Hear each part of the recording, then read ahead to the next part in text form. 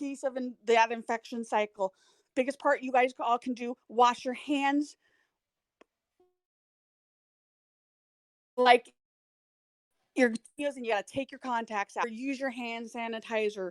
Um, be vigilant when if you're touching little kids, everything like that. Just be hyper aware. It might not hit you. You might be a carrier, but you don't want to pass it on. So, as I said, by suffering a little bit now, we're going to minimize our exposure. We're going to minimize the risk to our parks and break that infection cycle. With that, until then, remember, wash your damn hands. And if you have any questions, I'm more than happy to speak with you guys. I think I see Ray around there. I'm sure hopefully I don't speak for her too much, but I'm sure she's got some information too. And we'll just keep on playing a week by week basis, and hopefully this will all calm down, especially after everything returns from spring break and gets to normal. Thank you, Zaijin. Does anyone have any questions for Zaijin here?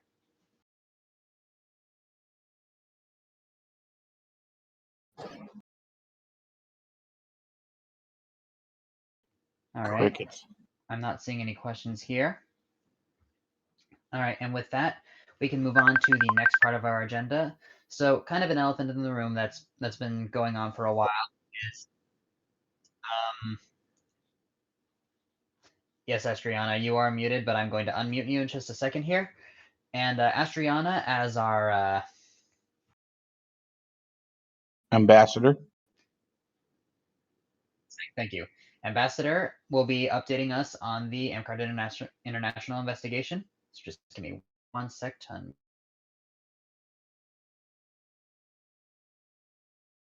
to the announcement by the AIBOD with the knowledge of the CEO, the Shinette. And so we are currently under investigation at this time. We are not at liberty to talk a whole lot about it because it really hasn't started yet.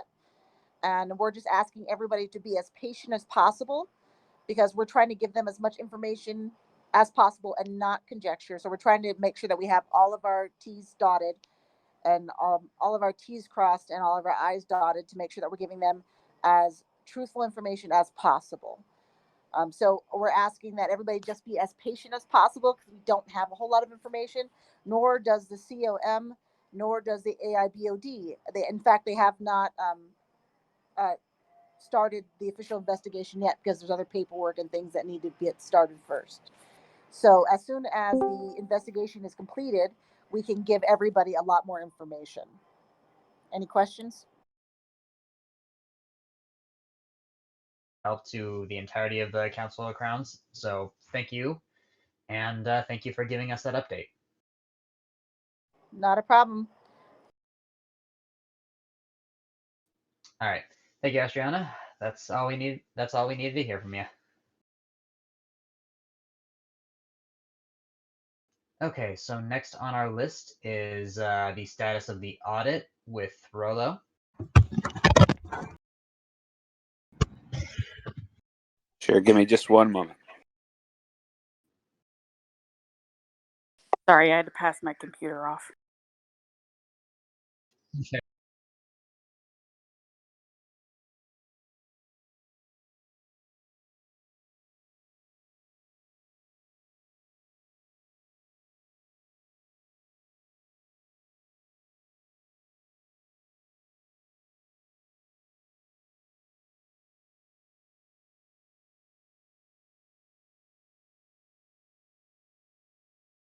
Did he just get quiet?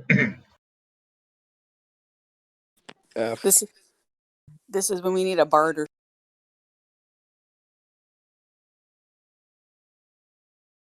Ah, there's a cricket emoji. That's awesome.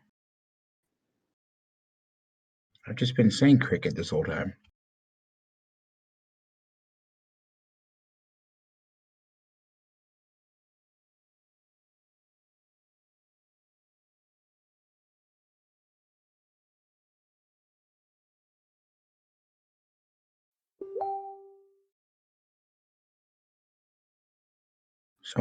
Someone send me $20.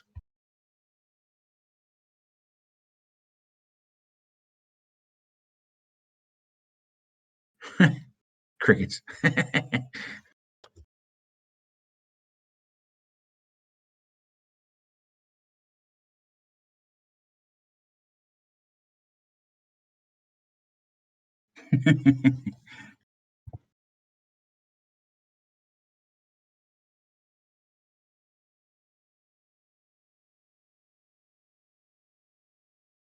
I'll do one better here.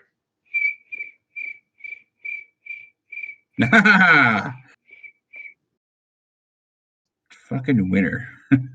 Thank you. Thank you. I'll be here all night. All right, sorry guys, I got it pulled up now. So I'm going to go ahead and just go over the numbers for each park if you guys are ready for that. Oh, we're doing the monthly averages. Yay! All right, have at it, Rilla.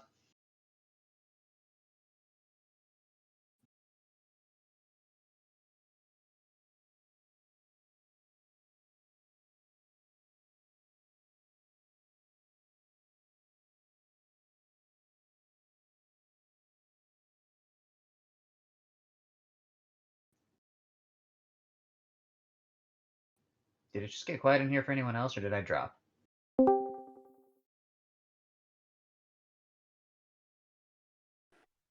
Nah, it's super quiet. Nobody's talking. Okay, you can hear me now? Now I can hear you. Okay. Astral Winds has an average attendance of 30.29 last rain. So that's their first rain qualifying for Dutchy. So they'll need one more rain and they could bump up to Dutchy. Good job, Astral Winds. Oh, I'm over that. Talk about the last month's average. Frozen Coast had an average of 25.48. They are a barony. They still qualify as a barony.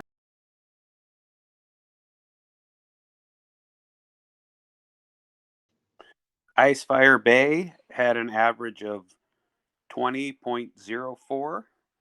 They are a shire, so one more rain of 15 or more would qualify them as a. Rolo, just to clarify on the Froco one, 25 is Dutchy numbers, correct? No, 30. All right, thank you, Rolo.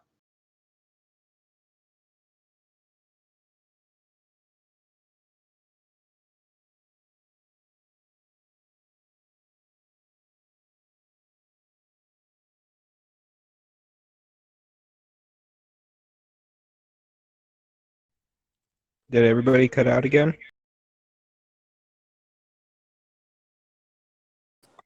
We got to. I mean, I guess it's all the parks, right? Wait, no, we didn't talk about Ravenstone. How does Ravenstone doing?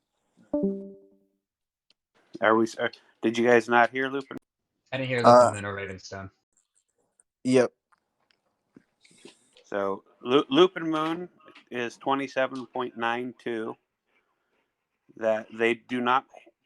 They are a Dutchy. They did not meet Dutchy numbers. So they would require if they don't. This is their first rain not passing, so they would require one more rain not passing to be downgraded to barony. I believe their numbers are actually up right now, so they don't look like they're in danger of that. Just got to keep them high so the average goes back up.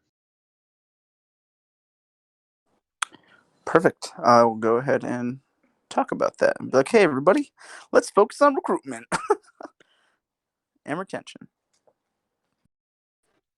And Ravenstone is at 20.29, and that qualifies them for barony.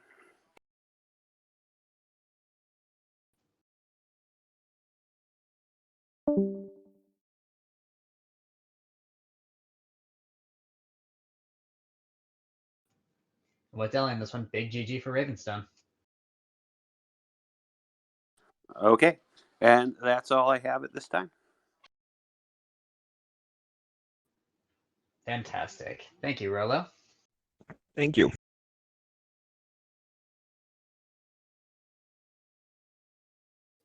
All right, the next item on the list, for those of you who were here during our last meeting, Ray put in a proposal for working on in a human resources project, and she volunteered to sort of spearhead that project, and she wanted to give us a follow up for this coming meeting. So Ray, I'm going to unmute you now, and we can get a follow. Am I unmuted? Can you hear me? You're unmuted now. Okay. So I will try to keep this as brief as possible. The document links that I share with you are not editable, but I will provide copies to the Council of Crowns so they can do whatever it is they need to do with them to make changes or do what they want. But give me 1 second, I'll share the links and then I'll explain what you're looking at. Are they Google Docs? What's that? Are they Google documents? They are. I came prepared and they have all the links and materials necessary to go with the package. That's awesome This is because my then we can just copy them. right. So this is my first proposal. And so basically, in the part of the reason that we use procedural processes, like you're supposed to do the same thing for people every single time, is it's one of the only things that's been shown to like counteract implicit bias or unconscious biases, like things we don't even know filter our perception, but they do. So I pulled from a variety of different HR and university materials to write up a proposal for a progressional interventional process.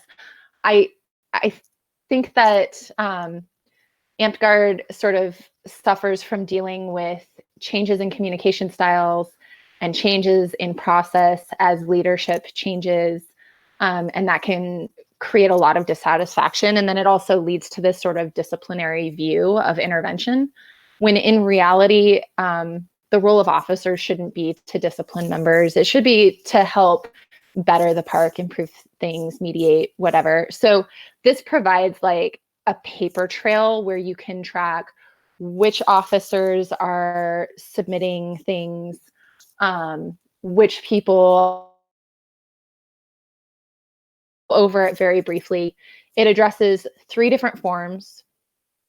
The form F1.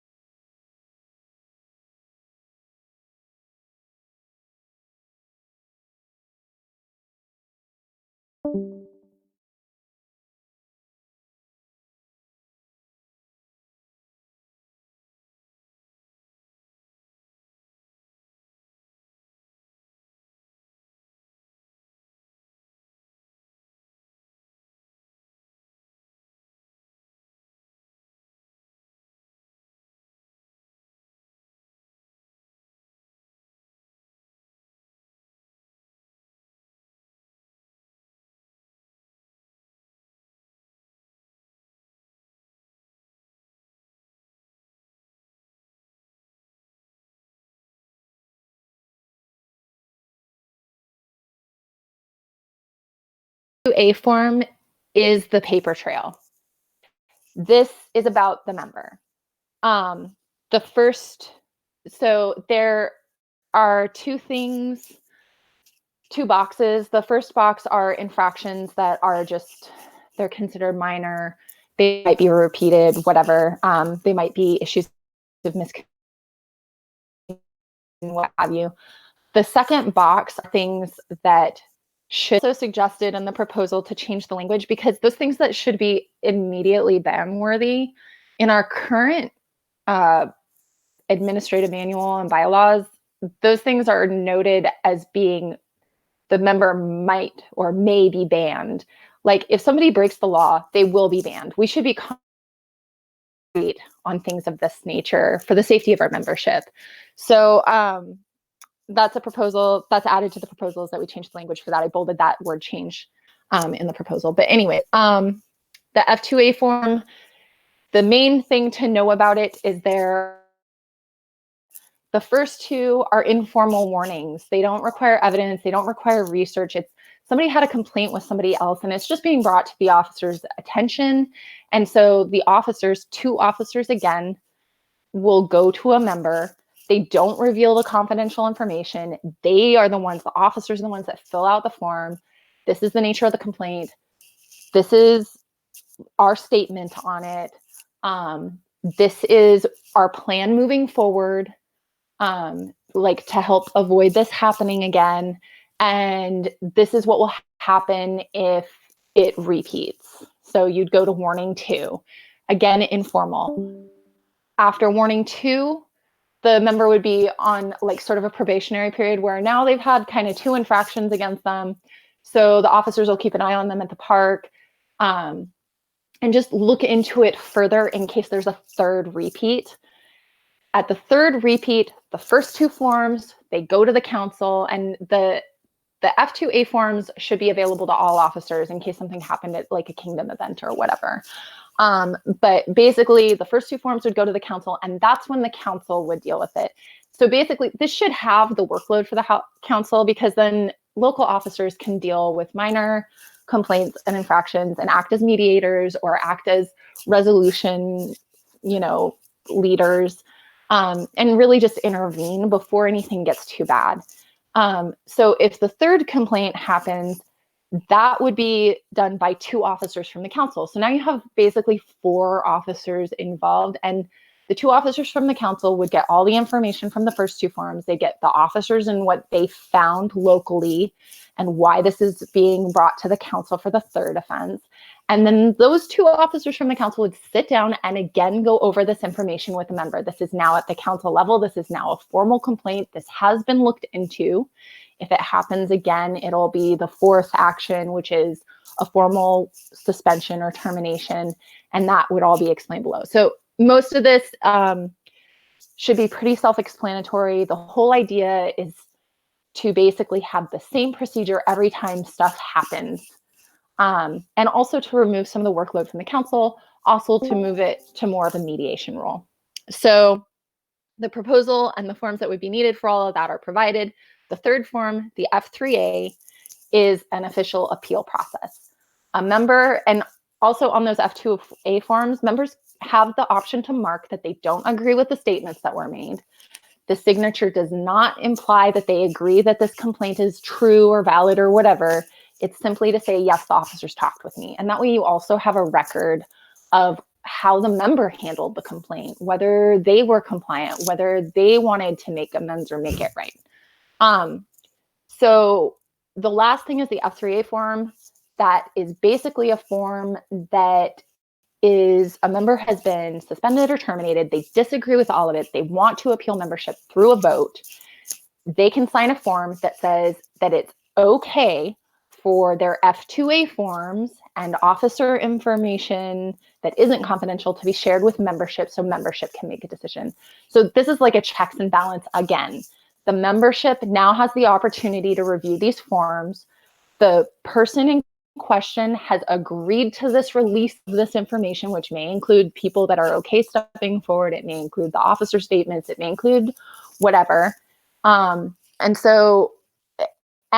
the person who is aware of all of it because they've seen each of these forms each time they talk with officers. So they know what's on the forms and they're saying, I think the membership can review this and make a different decision.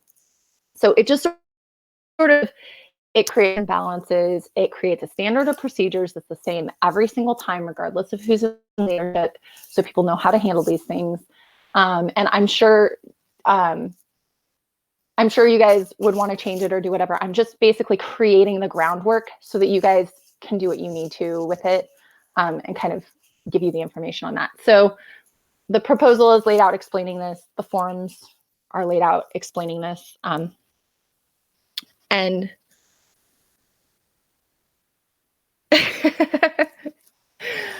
I think that this should also serve to kind of help you guys have a paper trail so that when new officers come into office, you know what's going on. You're not like blindsided by issues that have been going on for like a year or two. This should resolve a lot of things so that that time might be helpful. Like, it might seem like a lot initially, but in the long run, I think it'll give a really standard procedure. So the next proposal, and I'll share the link, and this one's much shorter and a little self-explanatory. So, Ray, can I ask a question? Yeah, go for it. Sorry. What if the infraction is so great that we can't follow the forms? Would we still have to follow the forms? Like sexual assault, rape, beating up people, you know what I mean? That's covered on the F2A. So Okay. basically, again, complaints are confidential. So no details of that should be divulged. Basically, the whole point of having two officers come forward is you had two people that talk to the person in question and know the information and know what can be shared and what can't for confidentiality reasons. And they're officers and they're there to like kind of check each other, right? And also act as a witness. Yes, I can confirm that this was discussed and this was serious. The form itself, the F2A form,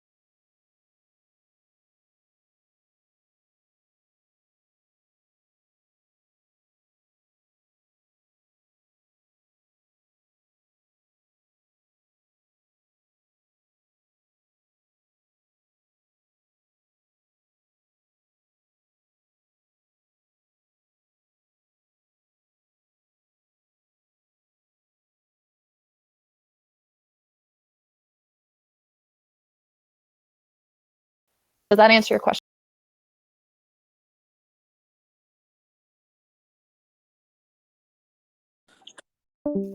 So the proposal So the next one. Sorry, are there any other questions on the first form? Yes. So just to be clear, so your question suggests 2 verbal warnings, a written warning, and then a suspension.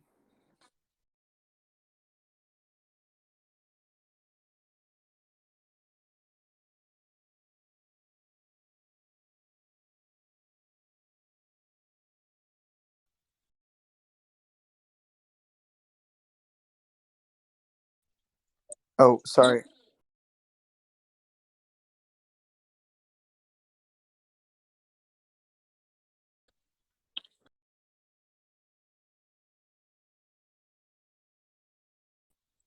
Oh, sorry. That was. Example, but Can you hear me? those were the Ray? terminology Hello? things. Can anybody The hear me? last thing I added in that proposal was under officers for the bylaws and 3.1, and I added 3.1.15 because it only goes to 1.4. Hey, Ray. I think it's. Oh yeah. John has a question for you. Oh yeah. Give me 1 second. So under the bylaws, I was gonna say I think it's important that people shouldn't be in office if they're in a formal set of interventional process, or if there's some like bias that would limit their ability to like deal with these issues. So that's the last thing. But let me. I can verbally state it to you. I just asked about the formal complaint process, not necessarily the specific part about the first portion where you were talking about when I had asked previously. I was just asking about the actual process itself. If it's severe, that's why it should go straight. If it's severe, it should be listed in that black box section. And it should go straight to the Council of Crowns, because the Council of Crowns is who's deciding whether the risk is worth it or not, right? So that's a situation, I would say, where if they decide the risk isn't worth it, they follow the form, they check the box, they say, because we are concerned that this may be an issue. Like, AmpGuard isn't a legal body. We're there to make sure our members feel safe and that our player environment is healthy and welcoming and safe at all times for everybody. So if the membership, if like the CoC decides that it's a severe enough concern, that's up to that council, and they would document it. And then if the member appeals it and membership disagrees, then membership would vote them back in. That's the reason there's those checks and balances there. That was Daltel. Minnie, what was your question? Oh, I see. The cops show up at...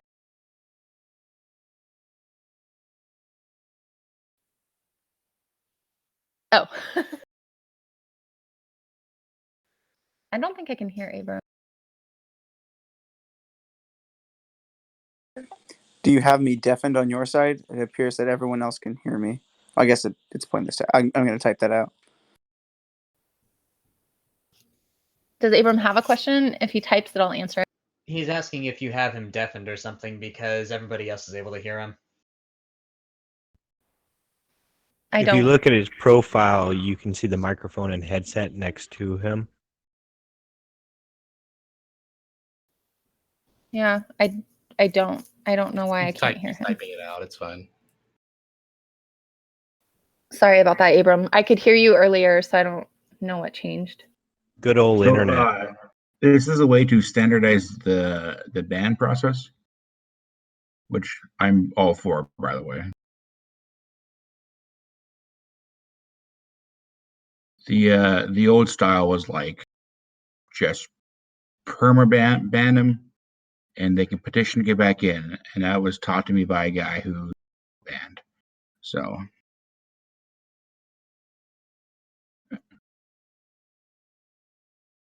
His user volume is at max for me, Deli.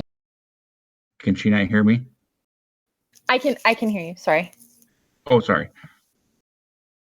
He's just rambling anyways. Don't listen to Puppet. I'm not drunk yet. Deli just sent me money.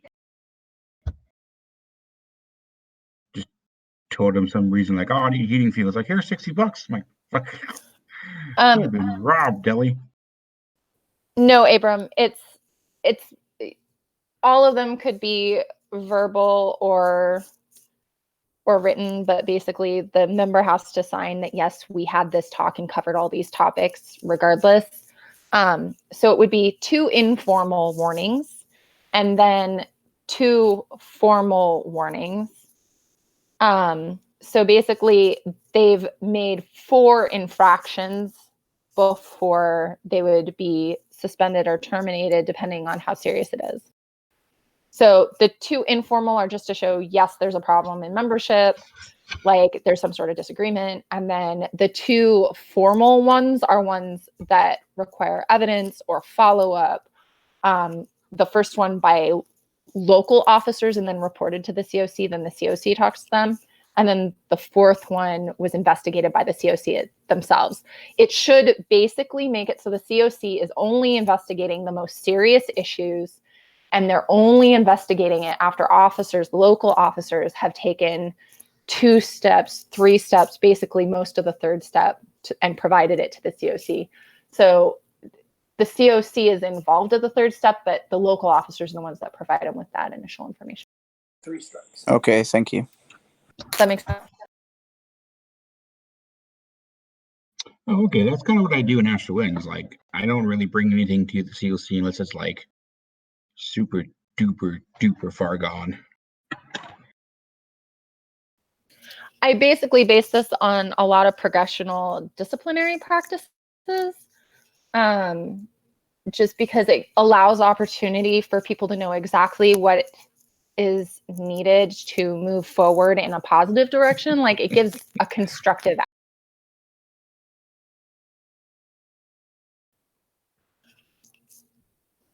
If a member refuses to sign, that's part of why you always have 2 officers present, then that should be documented on it. But the member should be reminded that their signature is not a statement of agreement, and it says it explicitly there in the text next to the signature line. This signature does not indicate that the member is agreeing with the infraction. It's only to verify that, yes, everything on this form was talked about with them. And they also even have a box where they can select, I disagree with the officer's statement on this.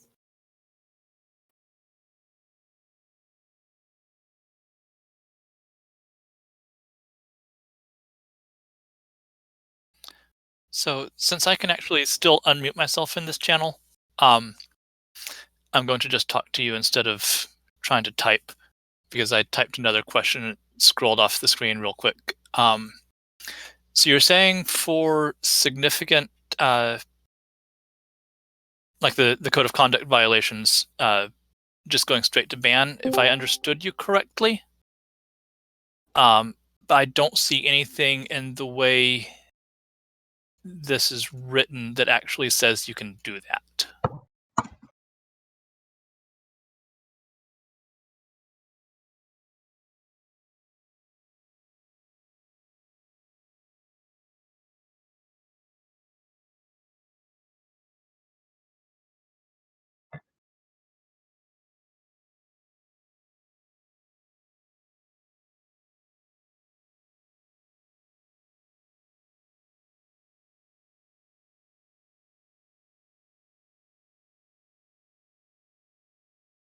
Yeah, that's kind of the concern, though, as far as, you know, standardizing the first warning, second warning, third warning ban, and then just going straight to ban without the first, second, and third warnings.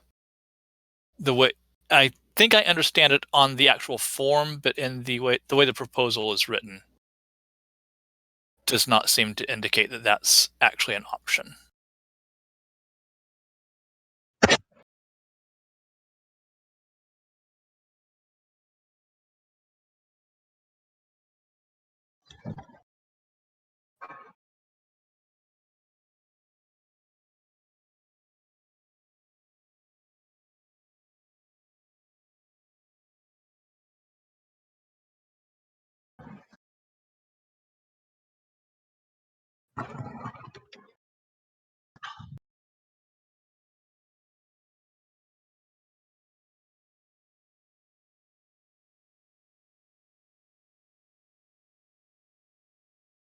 Yeah.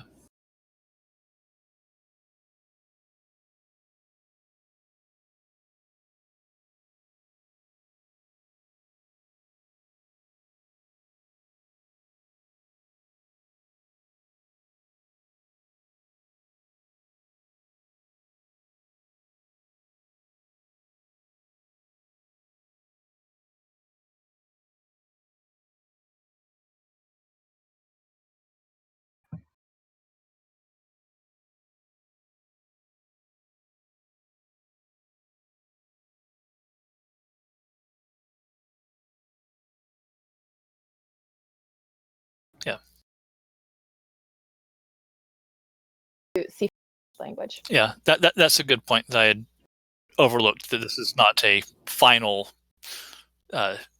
thing to be voted on like right now, just a preliminary. So thank you.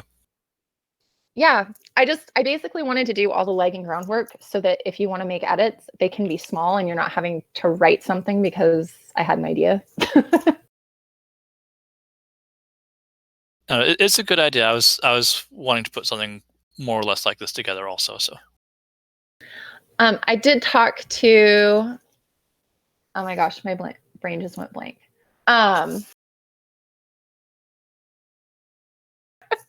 I was just talking to him earlier.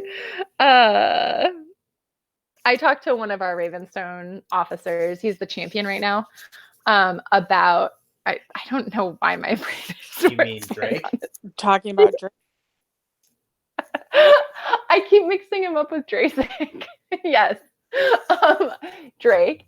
I was talking to him because he has experience with disciplinary measures, and so I thought he might be a useful resource as well to review this if you wanted it for the council.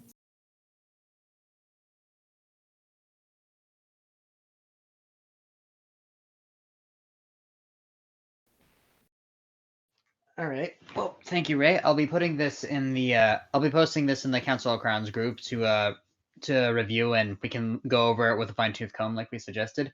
So, does anyone else have any additional questions for Ray?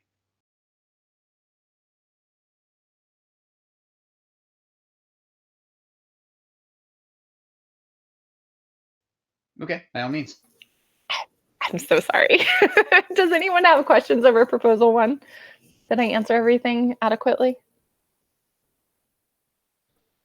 Very nicely done.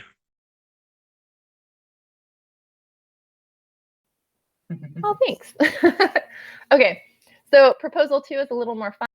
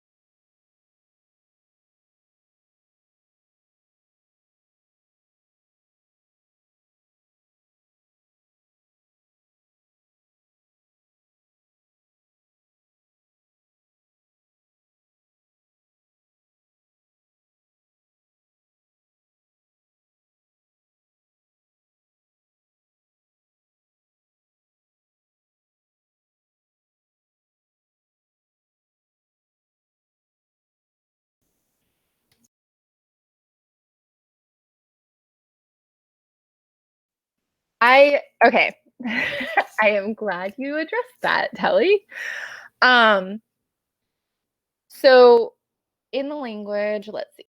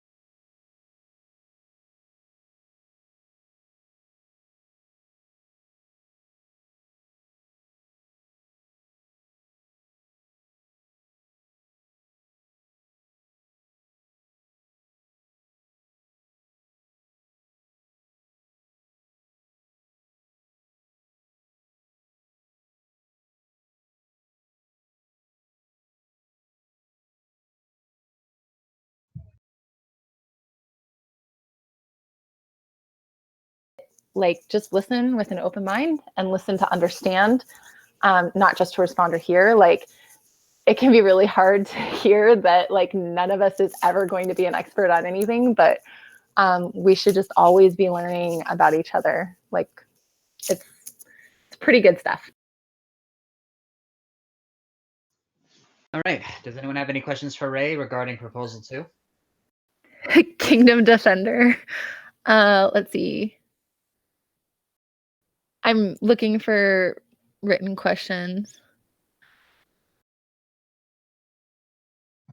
So I think the main thing to remember is the only people that the only people that can really address their own circumstances are the people in those circumstances. Like, so you can't expect like even the most passionate white person to get up and talk about like people of color issues, because there's just stuff they're not going to understand. It's not an issue of a one-off conscious sense. It's an issue of sort of what we're systemically raised to process, or systemically raised to kind of view things.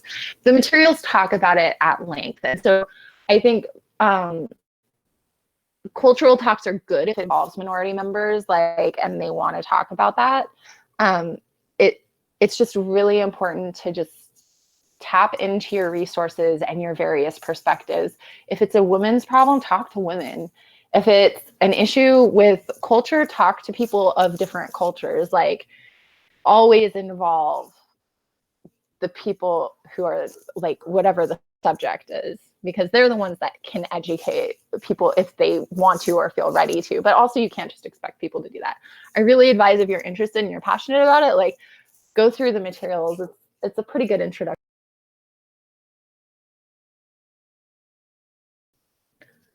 I really see it as just having somebody where their only volunteered time is about this and that they're kind of passionate on the topics.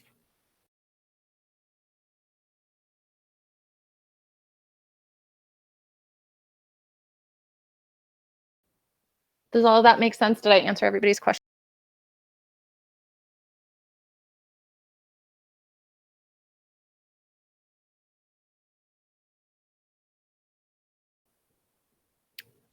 I guess that's up to you guys. Like I wrote up the proposal and I figured, again, this could go to the council and they can decide what they want to do with it. And again, that would, I would assume, go to membership vote, since it's editing bylaws or administrative manual stuff.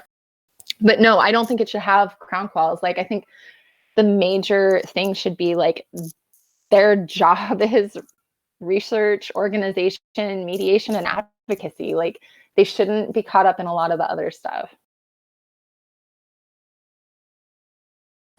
So I have a question, and I know Ray can't hear me, but this is more of just for us as the CoC.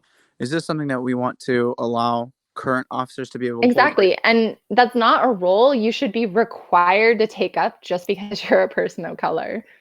Like, it can be exhausting. And having just even one person that will do it for you and speak for you, like, if that's what you want, then that's hopefully help. Like, I kind of struggle because ideally, back I got from a lot of friends is that it really helps if you're in a situation where the person you're talking to is also a minority, because there are certain perspectives that literally just can't be understood. Like you can, well, maybe not understood, but you can't understand from personal experience. And so it's just, yeah, it's all a tangled mess, but hopefully the materials are a good introduction to whether it's something people would be passionate about or want to.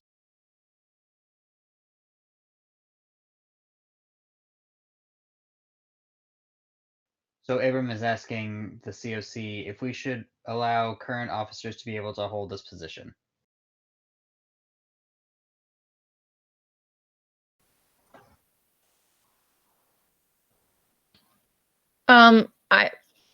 I would say the whole point of the position is that they don't have other tasks distracting them. I don't think it's fair for the people they're advocating for, like whoever that might be within our community, like if their attention is distracted with other jobs or they just can't get to something. Like, and I also think that that sets them on the wrong foot for being good mediators.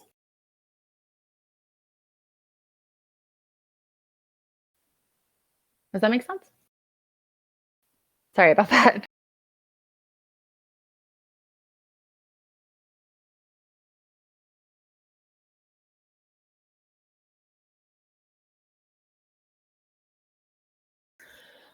I wrote in elected Roseth, but I struggled with the same thing. Like, I don't think it should be appointed because you don't want it to be appointed in bias. But then if it's elected, it's a majority decision. And it seems weird to have a majority decision about who should represent minority and diversity members. So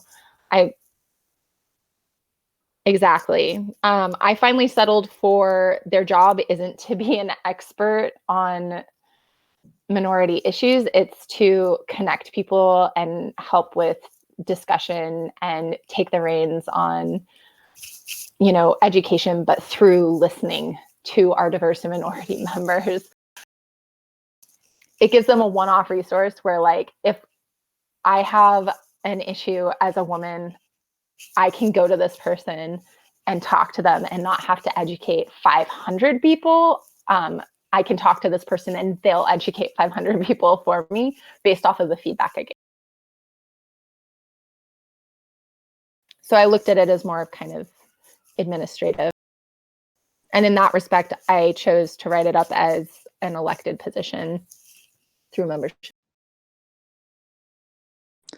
Maybe it's something where we can have kind of like an open application, like you submit your resume, similar to how we typically do a little bit of a write-up as monarchs or, whatever position you're running for. Kind of like how we do audit.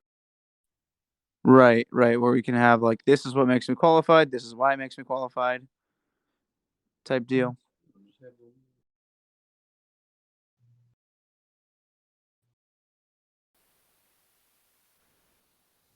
It depends on the minority you're talking about. Like, being a woman can be a minority in a male group. Being a person of color is a minority in a group. Technically, being white is a minority if you're in Japan. So minority is relative to the group in question, and it's relative to the issues in question. And I think that's why the person shouldn't be expected to be an expert on, like, they in the training introduction material, which you should all have access to links for. One of the things that's talked about is cultural humility versus, she compares it to being culturally informed, basically, where being culturally informed would be you took a class on a culture and you know details about it, but cultural humility is understanding that you're never going to know the entirety of how diverse people can be. And so the key point is listening to feedback and acting constructively on feedback to improve.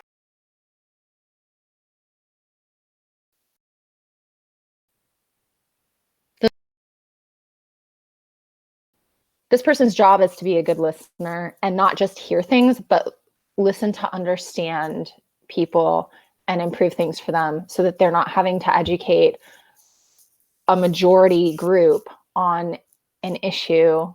Like, they're not having to educate 50 people or 300 people. They can educate one person so that that one person can then take it to others and address those issues for them.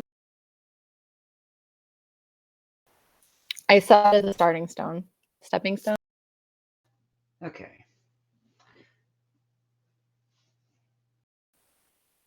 Does that address everybody's questions? I really appreciate all the time that you put into this. I know I haven't been able to review the documents yet, but just listening to how you're outlining this all, it's very, very promising to where we're at.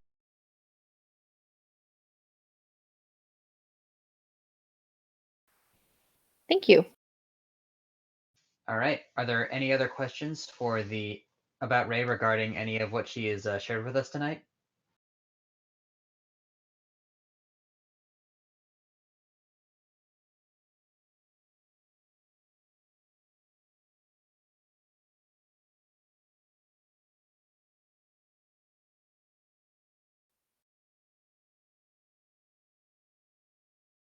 Okay, I'm not really seeing any other questions come up. Ray, thank you so much for sharing that with us tonight. I'll be posting this in the Council of Crowns Facebook group tonight, so we can make sure we thoroughly review it, and if we have any more questions, is it all right if we get back to you later?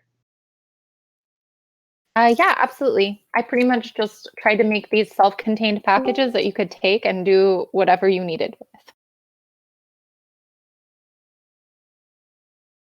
All right, awesome. Thank you, Ray.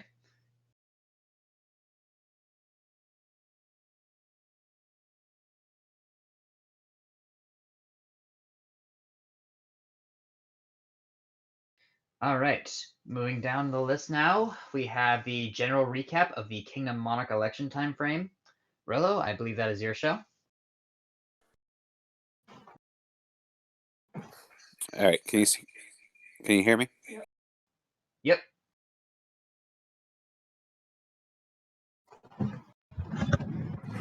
All right, so the first deadline is going to be Sunday. I think I posted at 8 o'clock on Sunday is when we're accepting LOIs up to. At that point, the PMs are going to announce they're going to post their regular member lists. Actually, they'll post them after we were going to post them after our park days, but some parks aren't having park days this weekend, so we could probably post them now. But after we post our regular member lists, and that this Sunday at 8 o'clock, that LOI stop, then we're going to start getting ready. We'll have the election next weekend. You can send your vote directly to your local prime minister, or if all the parks are having games, you can vote in the park. We'll have ballots there. We're also going to add to the ballot. We're going to add delis asking us to if we can forgive some days in the summer. I believe it was May 16th through July 11th. Is that correct, Deli?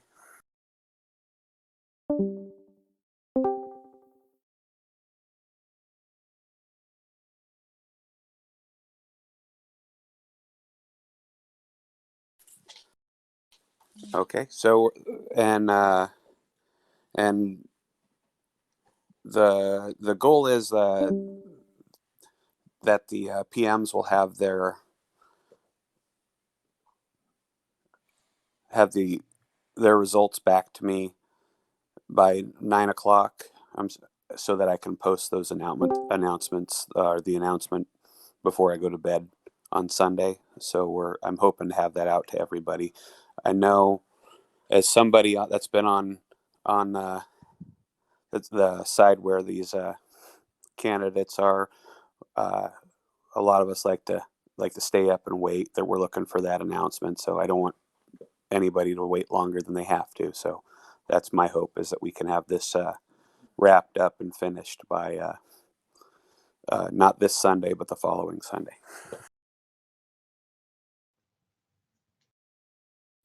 That's a good mentality to have.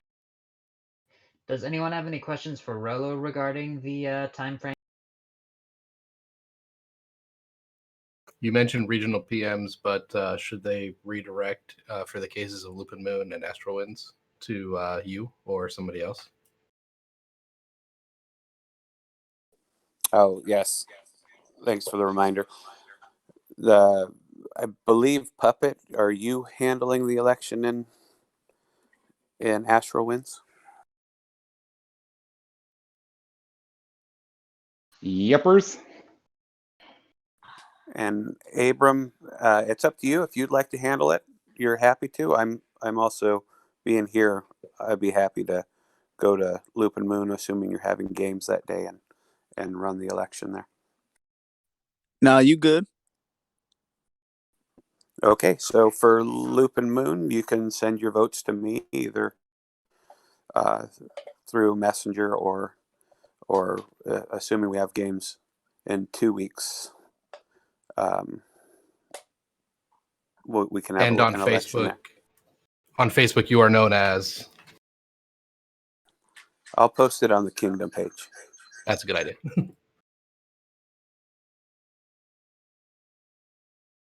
All right. Does anyone else have any questions for Rolo?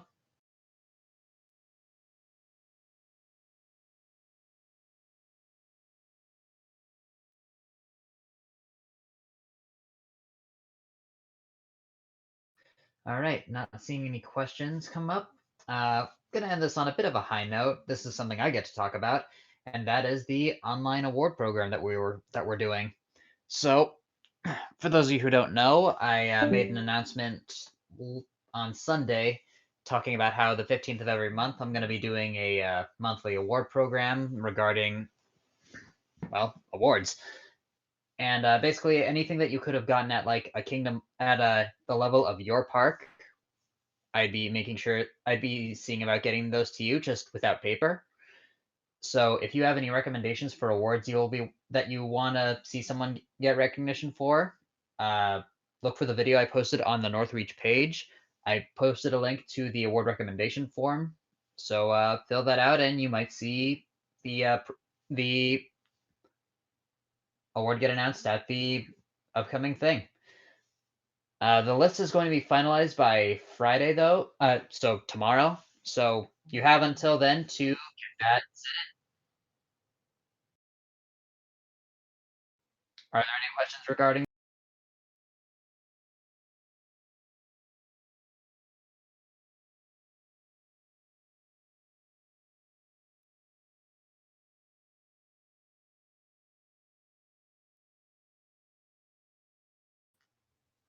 I'd like to vote Buddha as Order of the Supreme Ruler. Sorry, Buddha. Unfortunately, we don't offer that. Offer Ada KV as the gatekeeper of guinea pigs. You know, you guys could set these awards up at your local mid-reigns. I don't know if custom awards is something I'm allowed to do. Otherwise, people would have a lot of titles that they won't be able to unhave.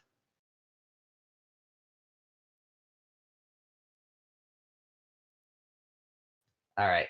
Not seeing any questions relating to that, I think we can officially call this meeting closed. And with that, I would like to invite the Council of Crowns over to the Monarchs chat for the closed session of our meeting.